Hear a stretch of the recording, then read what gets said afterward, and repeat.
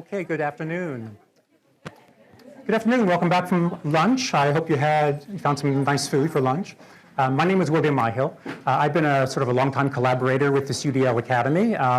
Currently, I'm serving as the interim ADA 503, 504 coordinator at Syracuse University.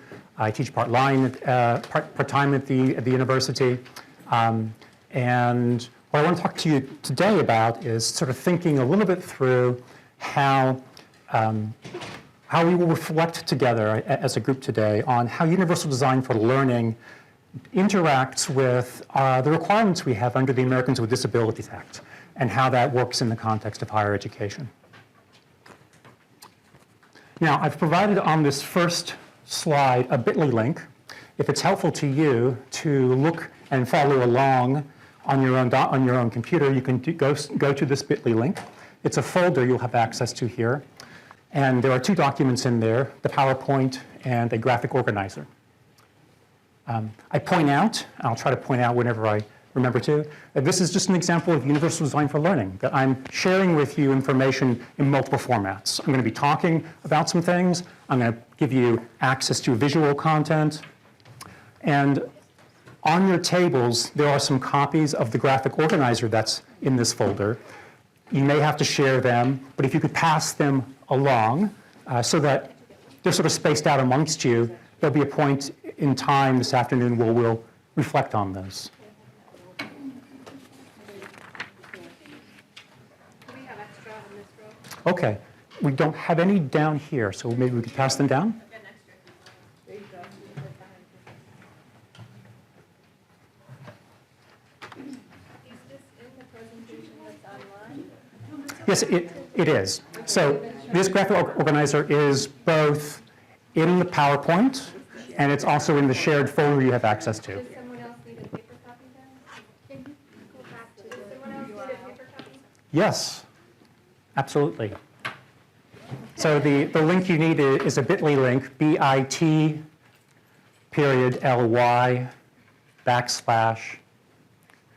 /2 capital M lowercase q letter D and then capital letters J, B, G.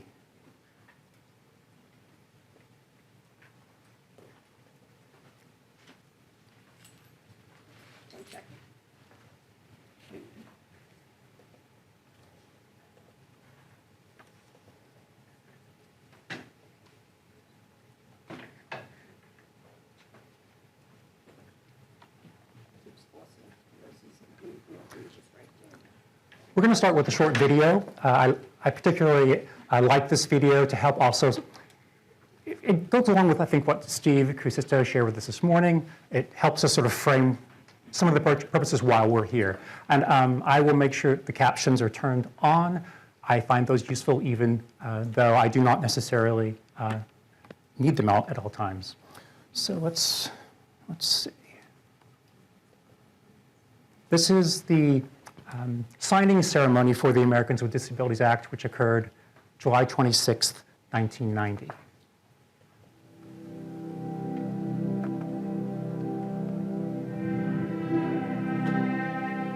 On the day Bush signed the ADA, we convinced him that we should make it a great big celebration since there are so many people directly affected by the passage of the ADA.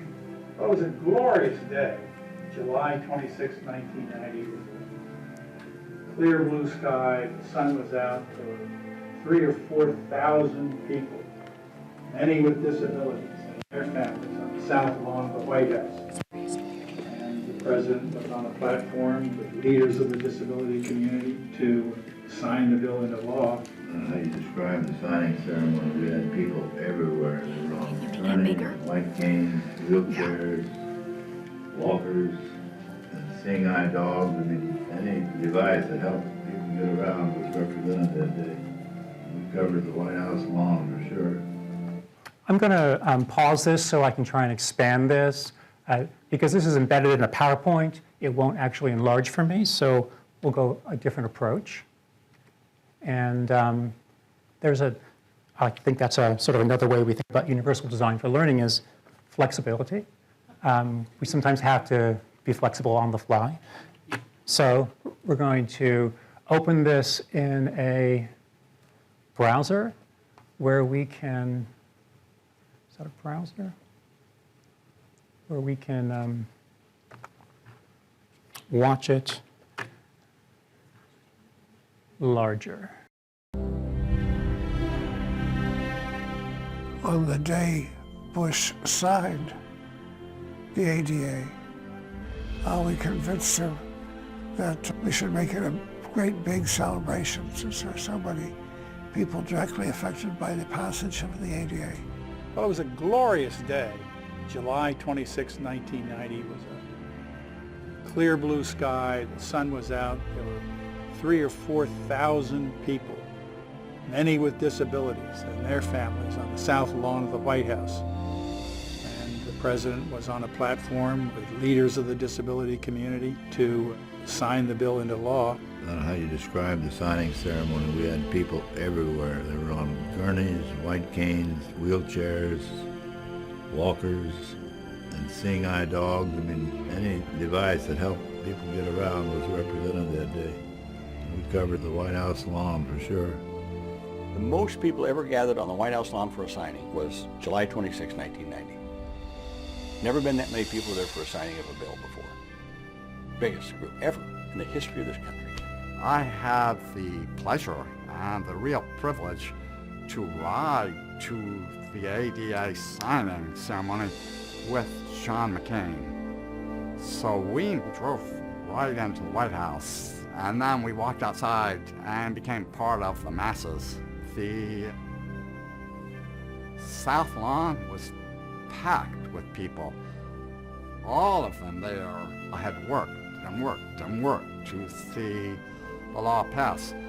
So it was a shining day and a shining moment. And I mean, history and the weather just cooperated in a way you don't see very often. I sat with Senator Kennedy in the 89th row back or something like that. And, you know, all the pomp and circumstance began, and we were kibitzing with each other and kind of looking over the crowd, and Kennedy leaned over to me and he said, Pat, I said, yes, Senator, I got a little problem here. And I said, what's that, Senator? He goes, what happens if he reads the bill before he signs it?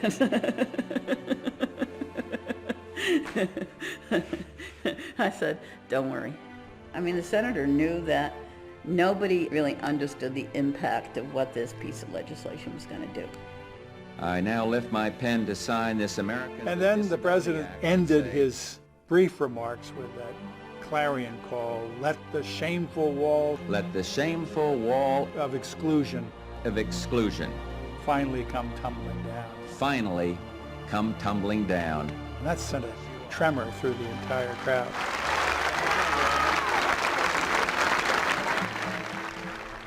Best moment was President Bush was there, he was signing the ADA, Evan Kemp was on one side, Sandy Perino was on the other side, and there was a priest, Reverend Wilkie, and he had no arms. So the president signs the legislation, and then he hands the pen to Evan, hands the pen to Sandy, and then President Bush hands the pen to Reverend Wilkie with no arms. So he picks up his foot and grabs it with his toes. Like, it's the perfect moment right there. There was a lot of pent-up emotion and anticipation in that crowd. And when the president finally put his signature on the bill, a great roar of approval went up, and it was extraordinarily special. And then the rest of the day was given over to celebration. A lot of folks who had put in years, decades, trying to reach the point that was achieved that day, let their hair down and had a lot of fun. Just this feeling of we did it. I mean, here we were, having been told for so long how powerless we were, and here we were with the President of the United States signing this document that was our Emancipation Proclamation, essentially. It was just a fantastic feeling. It was one of the most electric moments in time. It was like we were transported to another place. We were 20 feet off the ground. 3,000 people were 20 feet off the ground. It was like a tremendous party. A very controlled, love, respect, joy, accomplishment, satisfaction. Our time had come. We finally were recognized as citizens of the world. I just thought of how much my brother had been discriminated against all his life because of his disability. When you see something like this and you see the president signing, that goes through your head. You think about this. You think, well, maybe this isn't in time to help my brother. But you think about how many other people won't have to go through that, because of this. I just thought, gee, this is something that I think is going to unleash a lot of people with disabilities in this country to do things that they never thought they could do before. I had the sense that the moment was one that I would never forget, that there was a ceremony, and the ceremony was very important, but the moment was much more than that. The moment was a recognition of the rights and abilities of people with disabilities, a recognition of respect for people with disabilities, a recognition of the end of discrimination against people with disabilities, and that the spirit of that, the feeling, whole crowd, was that in American Sign Language there's a sign for that, and the sign is, it's called pa. Pa. That's how you make a sound when you sound it. Pa. And that was a pa day. That was the day that you guys saw us as your peers and not as someone who needed your help.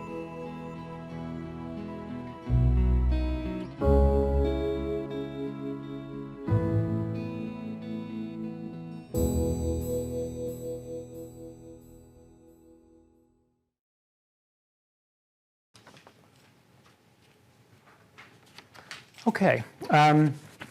Disability is very personal to me. At this time, 1990, my mother, who had multiple sclerosis for the last 45 years of her life, had really never had regular access to places the family wanted to go to restaurants, staying, traveling, going to hotels. These things were just simply not available to her, and we always had to do the extra work of calling ahead to sort of inquire, did you have an accessible this? Did you have an accessible that? And that, unfortunately, continued well after we had the ADA in place, because there always takes a lot of time for these types of laws to actually kick in. And with the ADA, when it comes to sort of the built environment, it really took that new construction would be created over time, and they would be in compliance with the ADA. That sort of began to show these physical types of accessibility.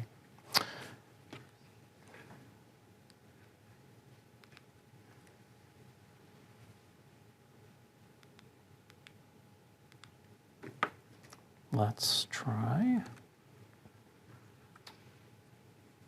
I think it thinks I'm still sort of in this video mode. All right. Here we go. Okay. This is a copy of the graphic organizer I mentioned to you. There's a copy in that shared folder that I gave you through that bit.ly link. There's also some print copies on the tables that you can take a look at, and we'll also reflect upon this a little bit this afternoon. So you've heard a bit about Universal Design for Learning. You've come here with some understanding of Universal Design for Learning. And I like to think about these things as sort of having three broad functions. We have the engagement piece, which is how we might design our learning opportunities in ways that will best engage and will best speak to and draw from the experiences of our students. that will recognize the relevance of what they bring to the classroom. It's not always only what we're there for to present to them, but they come with a wealth of historical, familial, cultural, linguistic, religious, all kinds of different experiences that often are relevant to what we're teaching. And if we can draw from those things, we have better chances of engaging them. The second piece, the representation, is a bit of what we're trying to model here, and that is oftentimes it comes down to, but it's not limited to, how are the different ways we can provide information to our learners that allows them to access that information in ways that are most useful to them. Is it print? Is it visual? Is it auditory? Are there other ways we can provide this information? And when we can do it in multiple ways at the same time, we're providing some flexibility for the students to choose what works for them. And then the action and expression, I think about this in terms of how do we set up our learning opportunities so that when students are asked to demonstrate to us to get a grade, that they've learned what we've been teaching them during that class period, that semester. How do we do that in ways that allows them to demonstrate what they've learned in ways that are best suited to the way they can demonstrate information? We're going to go through a few scenarios today where we'll try and touch on these ideas. The idea here is that we are tempted at times to stick to essay exams or multiple choice exams, or maybe we bring it down to a class presentation. And these can all be very useful tools. There's nothing wrong with any of them. However, they are limiting if we expect everybody in our classes to use just the one way that we're specifying. And if we can provide different ways for students to demonstrate to us that they've learned what we want them to learn, then they're going to be able to do that in a more effective manner. All right, that's our brief overview. Let's see. All right, this is our Professor Beaker. Ellen, it reads on the slide, Ellen, who registered for Professor Beaker's online class, has a visual impairment and uses a text-to-speech program to read the content of websites and documents out loud to her. According to her disability services documentation, Professor Beaker is using Blinkboard and includes many photographs to provide examples and enhance the content, but Ellen cannot see these pictures. By the way, we see a picture here of our Muppet character Beaker wearing a green lab coat and tie and looking a bit worried, as he often did. I'm describing that for you because we never really know in any sort of audience that we might have if there's going to be somebody who has a visual impairment or perhaps no vision at all, somebody who forgot their glasses that day or stepped on them. And if we actually provide descriptions, then we're making sure that the information we feel is important to put on a slide in the first place, that everybody gets the benefit of understanding what that information is. Okay, I'm going to pull up the UDL guidelines, that rubric that I have. You can also pull it up in your own folder if you are looking at it online, or you can look at a copy that's maybe you're sharing with somebody at your table. I'd like you to take a look at those 1 second. And let me jump out of here, jump around and find this. So if you glance over these UDL guidelines, take about a minute or two. And what might Professor Beaker do to provide access to the content of his photographs for Ellen? What might he do? Do you see a suggestion on there that would be useful? Or maybe you have one already in mind. Take a moment and think about that. Yes, would you give us your name as well? Your name, please? My name is Mona. In the middle under representation is provide options for perception, and it says offer alternatives for visual information, and that would be through alternative text. Yes, great, fantastic. So alternative text. Quick show of hands, or if you prefer to stand up, or if you prefer to sort of vocalize, have you heard of alternative text before? Okay, good. So about half the folks in the room. Somebody already did this. So alternative text is on a computer. You can access through some ways a way to click on the picture and then add text to the picture. Excuse me. It's I'm too sorry. quiet. Do you Okay. have a mic you could use because it's not picking up on the captioning and it's hard to hear from this side of the classroom? Right. Thank you. Sorry.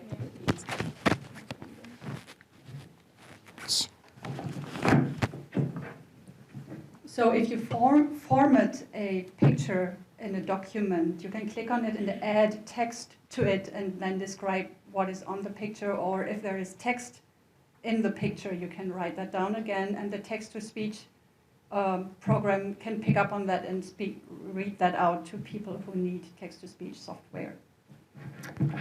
Thank you. It's Mona, is that correct? Thank you. So, Excuse me, can you explain the Blinkboard format to begin with? Because I wasn't sure, is that a digital format? How is that working? that's just a play on words. Thank you for pointing that out. We all use probably some type of content management system. It could be, So it's online. yeah, okay. All right, thank you, Mona, for that description. So what Mona was telling us about is when we're creating documents, and Chris Pomlik will give you a much deeper overview of this when he goes into providing training on how you make documents accessible.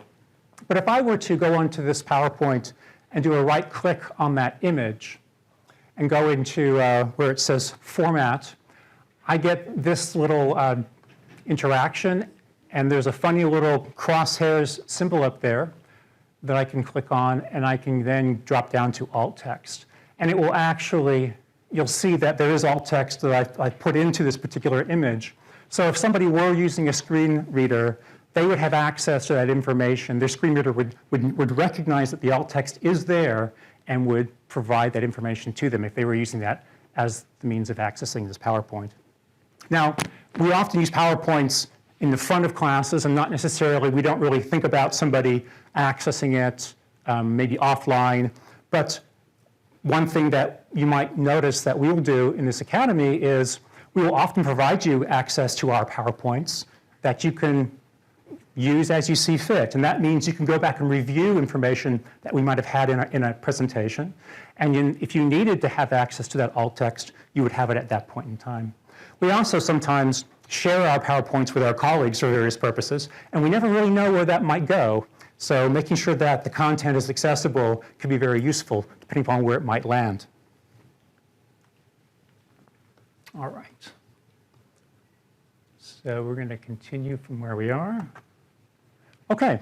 So yeah, a great example. Thank you very much, Mona. So providing options for perception, and one of many ways we could do something like this is to provide that textual representation of the image.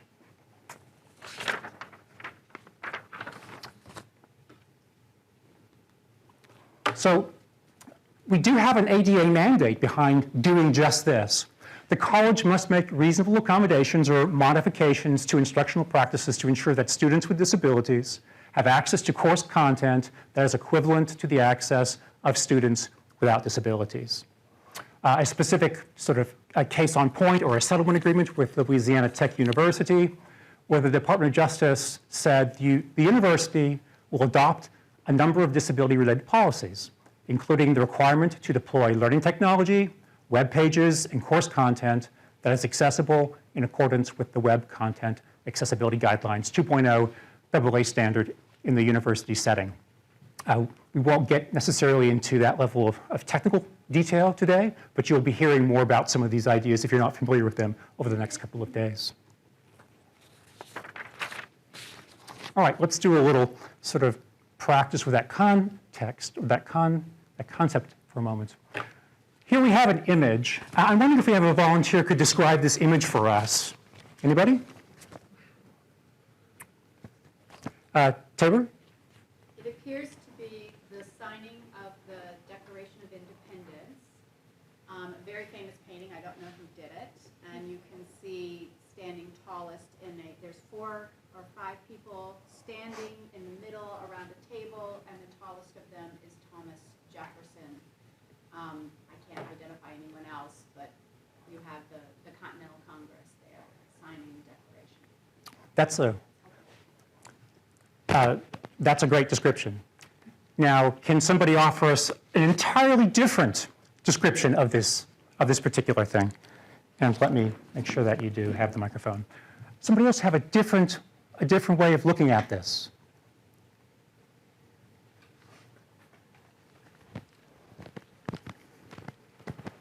Yes, Rebecca. And I am by no means expert. Okay. In a room there's a room filled with white men in 18th century clothing, some of whom are gathered around a table where there are documents spread about, and they are all oriented toward the documents and toward a core group of more powerful looking men, one of whom is seated. Great, thank you. So we already can tell there isn't one right way to do this. And it really does serve to the purpose for which we have chosen to include this image in our class. If we're an art history professor, we might have a third interpretation of this. And I'm sure there are other interpretations. So there isn't one monolithic alt text that goes along with every image that exists in the universe. The description you choose to put in is going to be very context specific to the purpose for which you have chosen that picture. It doesn't need to be very long or excessive. It can usually just be a couple of sentences. But sometimes it may be more descriptive. I did include alt text on this, which is much more like Tabor's example. It says, signing of the Declaration of Independence by John Trumbull, 12 feet by 18 feet, commissioned in 1817, located in the United States Capitol Rotunda. That might be a different way of describing it. Okay. Yes.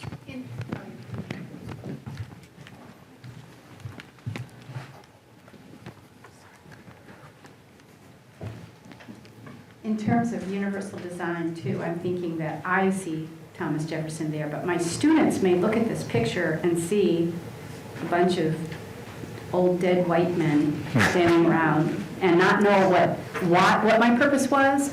So the alt text could actually be useful for all the students to have some sense of why that's on their Canvas or Blackboard website. So. And in some classes or in some uses of a picture, you might rather put a caption, or you can do both. You might have a more descriptive caption, perhaps, if you needed this picture for a very particular purpose. Yeah, thank you for that comment. Yes, Dawn, 1 second. For someone that's completely blind, when you are putting... Here's a microphone, Dawn. Oh, for someone who's completely blind, when you are putting the text in it, for me, I can't see colors. So when you're describing white men, black men, to me that's helpful. So, that's all. Great point. Thank you very much, Dawn. Okay, so that's a little bit about perception. And one of the many things you will find that you can do when you engage the checkpoints on UDL multiple means of perception.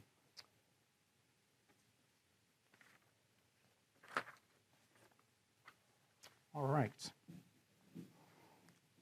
Pin that back on.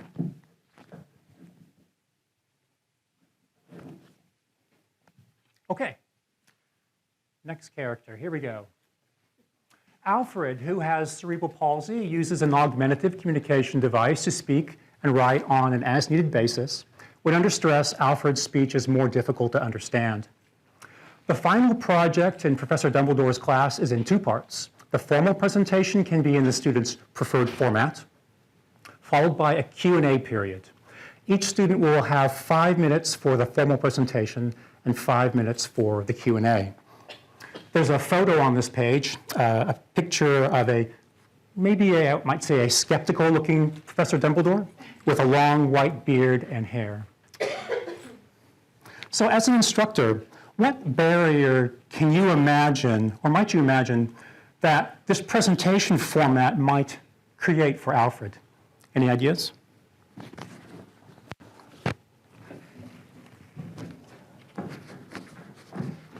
you think we have another microphone we could use? Well, if he's nervous, then having to answer the questions would be very difficult. Right. Could you say a bit more about why that would be difficult? I mean, other than the stress about that? Well, it says that he has a difficulty to speak. Okay. So, and it gets exacerbated when he's nervous. Great. That's a great point. Thank you. Anybody else have any other ideas about why or how there might be a barrier to Alfred's participation? Tina? We don't know how comfortably he can be in front of the class. Will he be sitting down? Will he be eye level or lower than some of the people who'd actually be seeing him based on if he's sitting in a chair or if he's standing up? Great points. So those could be various opportunities in line with action and expression, or how students demonstrate what they've learned, that we could potentially offer different formats or different ways of doing that. Okay, good. Let's take a look at what's next here. So Alfred asks the professor for extra time for the Q&A. Goes along with, I think, your comment, so that he can type out responses to the questions. Remember, he's using augmentative communication. This is going to take a little extra time for him. Persons who have cerebral palsy and use a device like this, often these days it's just a very simple software program on a tablet, do often have difficulties with typing, and it might take longer to type out a message. Dumbledore tells him there is not enough time in the class, so everybody gets exactly 10 minutes. Alfred pre-records his formal presentation, and on the day of the presentation, he flips through his PowerPoint while playing the recording for the first 5 minutes. However, he is unable to answer more than one question during the Q&A period. He receives full credit for the formal presentation, but only half credit for the Q&A. There's a photo on this page. It's a photo of a tablet computer with a visual keyboard and word prediction software. So if you glance over your UDL guidelines now, either the version you might be looking at on a device, or the paper printout, or I'll also bring up the version that's on this monitor. How might Professor Dumbledore support Alfred to successfully present his final project? Ideas?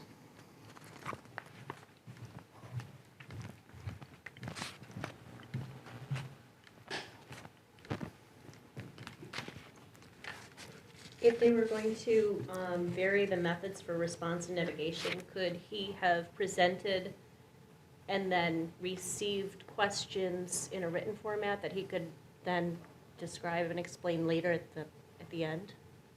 That would give him more time. Okay, yeah, so that would be great. So somehow giving him more time, perhaps with some different ways to respond. All right. And you pointed out that that is part of varying the methods for response and navigation, which is one of our multiple means of action and drawing a blank here for a moment. Correct me, Chris? Expression, thank you. And it's also under the physical action, the very first bullet point. So having some flexibility around how we allow students to demonstrate what they've learned, such as the comments that we had, Tina made some comments to this point, providing some extra time or some different formats for how they may respond to the Q&A. If we're requiring a Q&A session as part of their grade, and there's only really one way to do that, it's by speaking out loud within 5 minutes, then if you can't do those things, you're at a significant disadvantage. So we've got to find ways that people can do that same skill or demonstrate that same understanding, but in a different manner.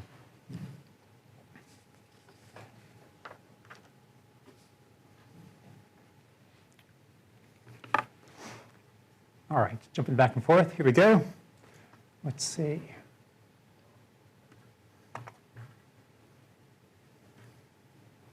It's just like working the television at home. You know, you have 3 remotes these days.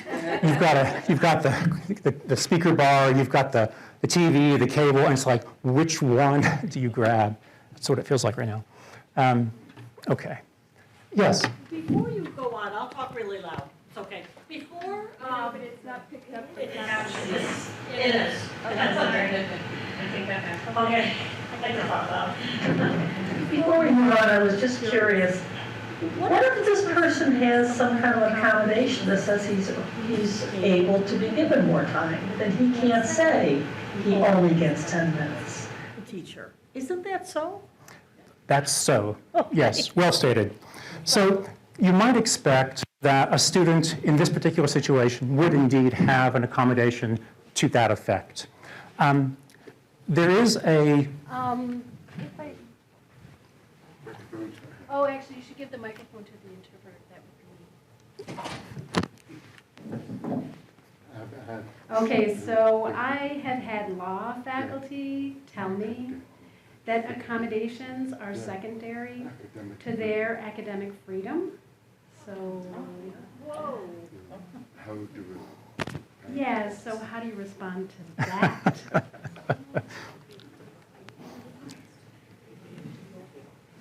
Is that a rhetorical question, Michael? Well, if we look at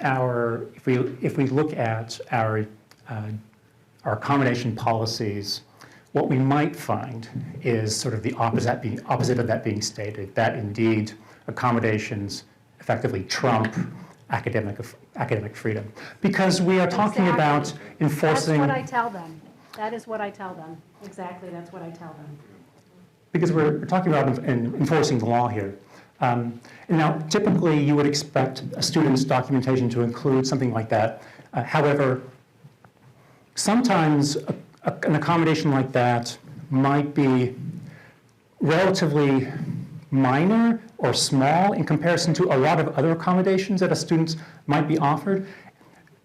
Your disability services staff that works with the student to develop these accommodation plans will do their very best to be very thorough, but probably not everything is going to be figured out or thought of in advance. And so there might be this situation when a student doesn't have that documented. Is it okay with you that we complicate things now, or would you prefer these complications to come later? I don't know if you're trying to... It keeps me on my toes. Okay.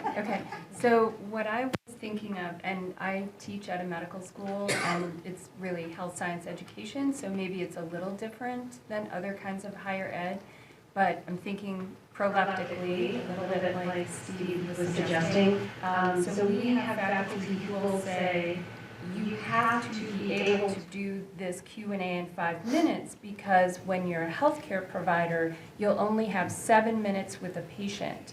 And so they'll be arguing that extended time is an accommodation that doesn't match with the profession. And I've been trying to learn how to stay focused on education and not let people project into the future of the profession in a way that they wouldn't for other students. But do you have good arguments for that? Have you heard those kinds of, that kind of skepticism in your work? That's a great question. Thank you, Rebecca. It kind of reminds me of in my law school days, we always had those people in the class who we called the gunner. The gunner was the one that shot their hand up first and always wanted to be the first person to answer the question, and they were always going to be right about everything. And it made it difficult for other people who need a little more time to sort of process questions to be able to respond.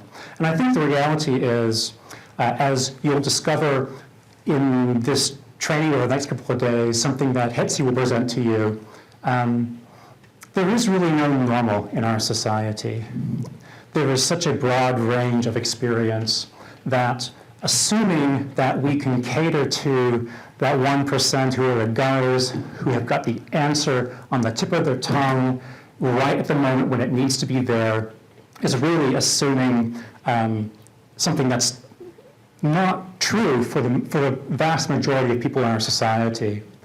And it's not necessarily sort of an issue of only who has that ability. It's also a matter of choice, I think, because some of us like to take our time and respond because we know we're going to have a more effective, meaningful response if we do. So in the educational context, we sometimes think about this as that pause time after we ask a question of a group of students.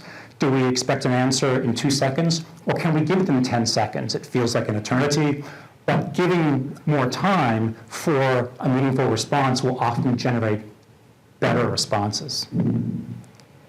I guess that's the best I can do right now, Rebecca. Thank you.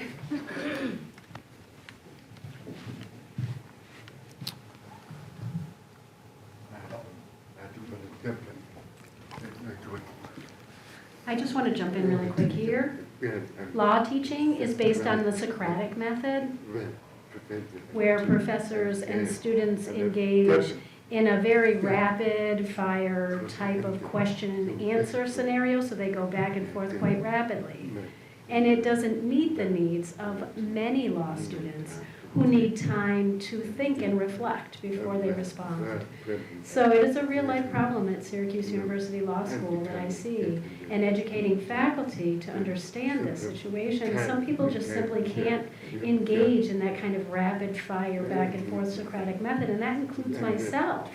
I need a sign language interpreter to sign, and then I sign back, and then there's a little bit of a lag time before you hear the interpreter speak. So it is important for everyone to be aware that accommodations or universal design needs to include an assessment of each student's abilities to engage in rapid fire or whatever, and then to, accommodate or change accordingly, Thank you, Michael. Really good points. I have some ideas about how we can modify the Socratic method and provide students that opportunity. So more conversations maybe we can have outside of this. Yes? Sorry, I just wanted to respond to something Rebecca said specifically about those situations where situations are projected into a future field. Aren't the ADA protections, wouldn't they also extend to healthcare providers, both for the patients and the employees?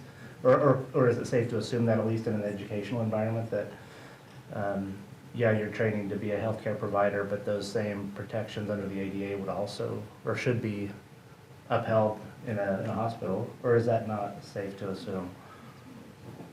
Yeah, right on. Yes, absolutely. They do apply in all of these contexts. We can go into much more details about where the ADA applies, and maybe there'll be a place for that as we go through the next couple of days. But yes, absolutely. Our learning environments, our businesses, hospitals are businesses. These are places where all these things apply, and not just to our medical students, but to our medical professionals and to our patients as well. If you have a patient who's in the hospital, they may not be able to respond in a rapid-fire manner to questions that are being asked of them because of the reason that they're in the hospital. Great questions, thank you. Okay, so contextualizing this, how we address this, or how it is mandated under the ADA. The instructor shall provide such methods for evaluating the achievement of a student with a disability that impairs sensory, manual, or speaking skills as will best ensure that the results of the evaluation represent the student's achievement rather than reflecting the student's disability. That comes from the regulations that enforce the Americans with Disabilities Act.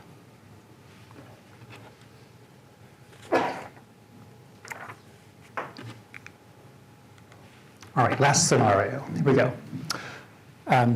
David was a student in the Florence Nightingale nursing program at City College. David became addicted to Adderall to help him stay awake and concentrate during the long shifts, but which caused visual disturbances, speech problems, and difficulty complying with certain requirements of the nursing program. Evidently, David was the 5th student in 2 years to abuse Adderall during long shifts. David was dismissed from the program. 3 months later, he was clean, actively participating in Narcotics Anonymous, and reapplied for admission to the program. We have a picture on this page. It is of the saintly, I describe her as saintly-looking Florence Nightingale holding a lamp.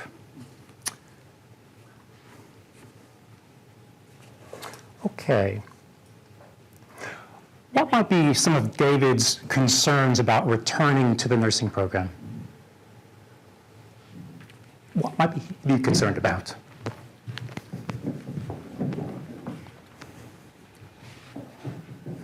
Confidentiality and perception. There's still a lot of stigma in our society about people who have become addicted to substances, and it doesn't sound like the environment that he's working in is going to change, and he might be still at high risk returning immediately to that environment. Are you sure you're not a plant in the audience, Nancy?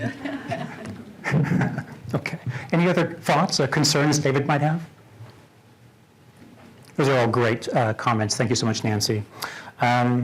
So let's glance over our UDL checkpoints for a moment.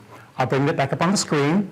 You've got paper copies, perhaps, and you've got the version maybe that you're looking at on your own device. So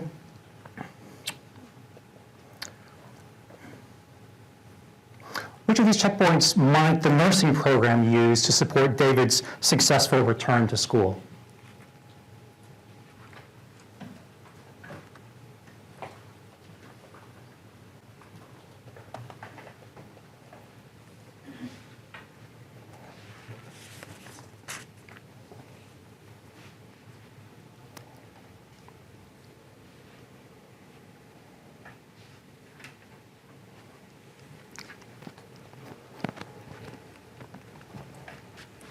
Yes.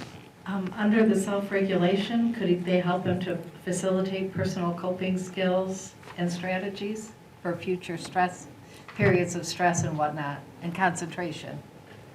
Fantastic. So providing some kind of supports within the school that might help him avoid what Nancy commented on, a potential return to drug abuse. What kinds of things could help him? All right, great. Any other thoughts?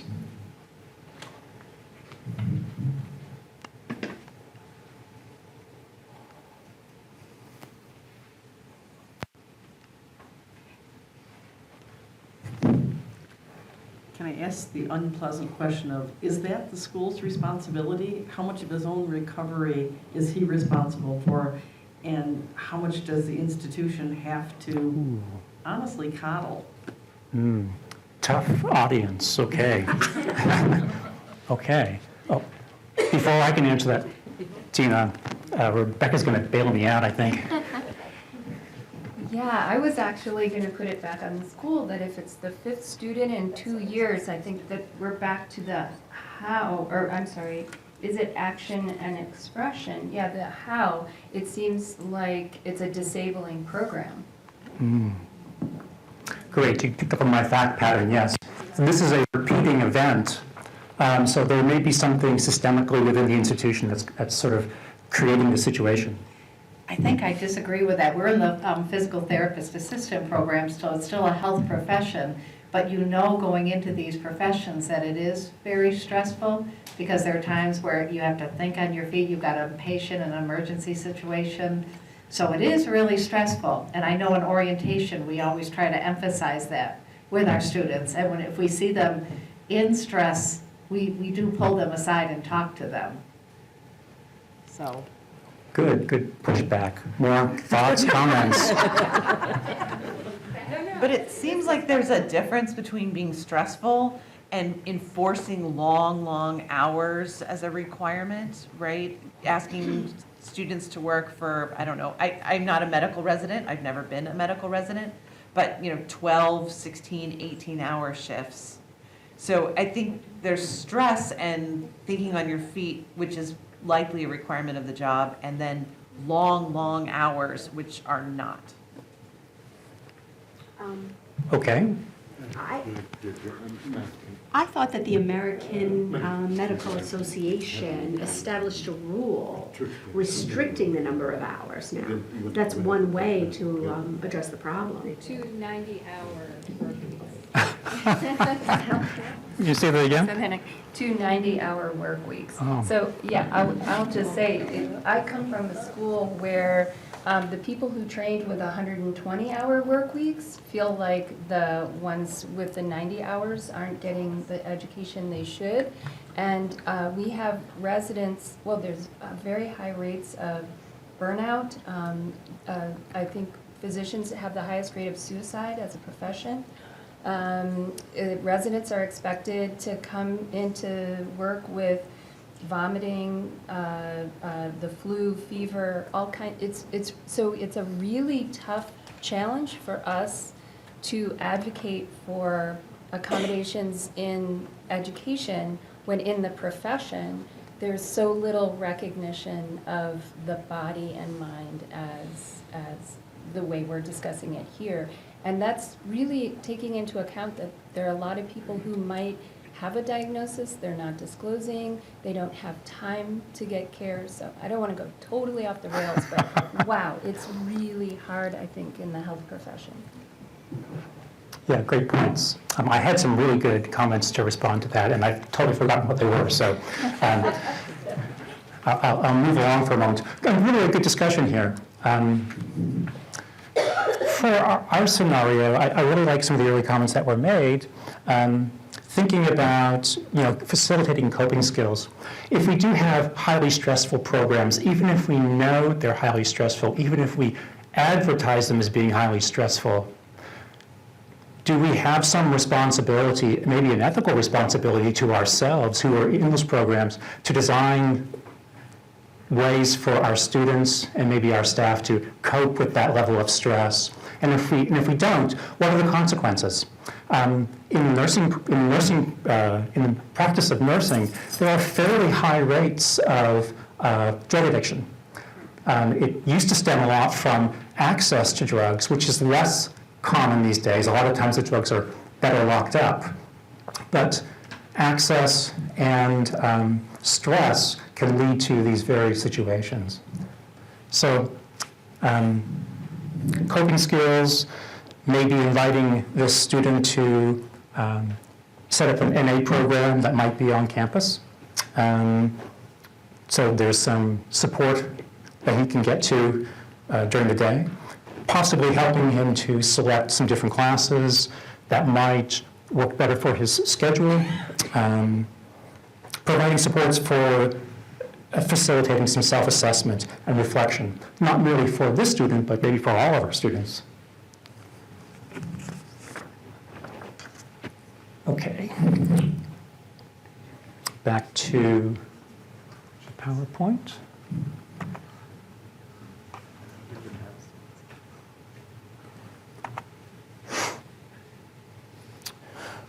Okay.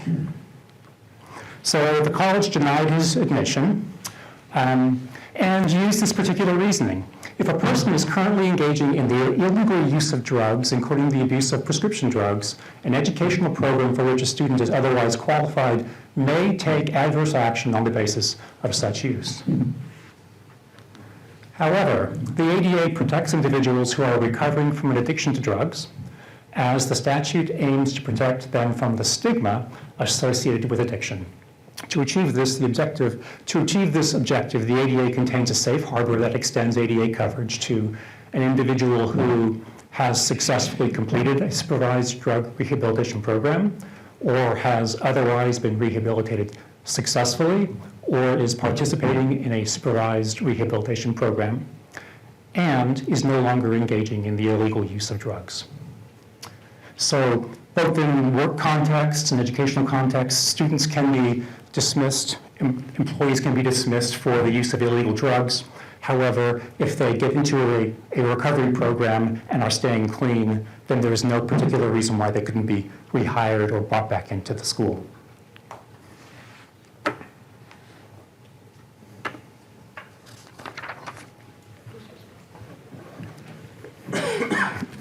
So So in that case, whose responsibility is it to make sure that they are staying clean and aren't engaging? Does the college have to have them do drug tests, or who's responsible for that?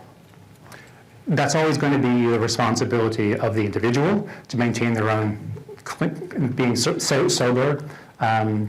But there might be ways that the school could support that, allowing some flexibility that would allow them to get to a support group, or allowing them to set up a support group on campus where they could actually address and maintain their sobriety without having to miss classes or miss other educational opportunities.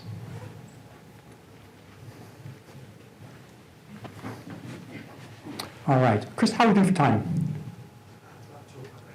Oh, okay. I better wrap up. So this has been good, and I think we hit it right on the nose. So questions, I'll just hang around, and if we have questions, we can have some more questions later on today. This is my contact information. Feel free to reach out to me. There isn't a C at the end of my phone number. That's just it's an error, but that's my email address, and I'd be happy to sort of have conversations with you and answer further questions. Thank you very much.